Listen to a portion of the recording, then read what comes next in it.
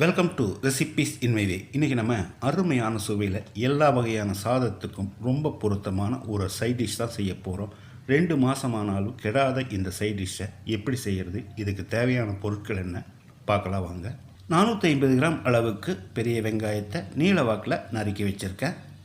ஒரு பெரிய எலுமிச்சை அளவுக்கு புளி 35 கிராம் அளவு, அரை கப் தண்ணியில் 15 நிமிஷம் ஊற வச்சுருக்கேன். நறுக்கின வெங்காயத்தை மிக்ஸி ஜாரில் போட்டுக்கலாம். இதோட நம்ம ஊற வச்சிருந்த புளியையும் தண்ணியோடு சேர்த்துக்கலாம். 3 டேபிள் ஸ்பூன் மிளகாய்த்தூள், காரம் அதிகமாக வேணும்னா இன்னொரு அரை டேபிள் ஸ்பூன் சேர்த்துக்கோங்க. அரை டீஸ்பூன் பெருங்காயத்தூள் போட்டுக்கலாம். தண்ணி சேர்க்காமல் பேஸ்ட்டாக அரைச்சி எடுத்து வச்சுருக்கேன். அதே சமயம் ரொம்ப நைஸாக அரைக்க வேண்டாம், கொஞ்சம் குறகுறப்பாக இருந்தாலே போதும். வாணலியில் 100 மில்லி அளவுக்கு நல்லெண்ணெய், அரை டீஸ்பூன் கடுகு,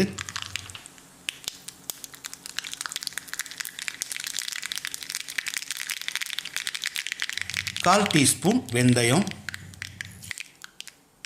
அரை டீஸ்பூன் சீரகம். இப்போ ஸ்டவ்வில் தீயை குறைச்சி வச்சுட்டு நம்ம அரைச்சி வச்சுருந்த பேஸ்ட்டை ஊற்றிடலாம். ஊற்றும்போது மெதுவாக ஊற்றணும், இல்லைன்னா மேலே தெறிக்கும்.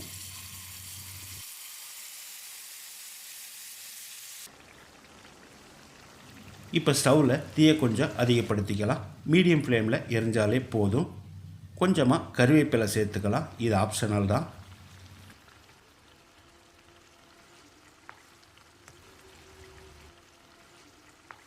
இப்போ இதுக்கு தேவையான அளவு உப்பு சேர்த்துக்கலாம். நான் 2 டீஸ்பூன் உப்பு சேர்க்கிறேன், இது சரியாக இருக்கும்.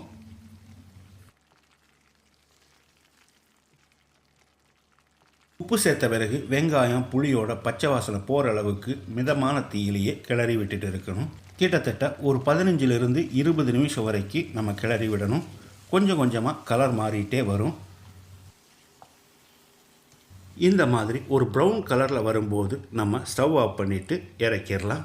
எல்லா வகையான சாதத்துக்கும் பொருத்தமாக 2 மாதம் ஆனாலும் கெடாத இந்த வெங்காய தொக்கை இதே மாதிரி இதே அளவுகளோடு நீங்கள் செய்து பாருங்கள். இந்த வீடியோ பிடிச்சிருந்தா லைக் பண்ணுங்கள், கமெண்ட் பண்ணுங்கள், ஷேர் பண்ணுங்கள்.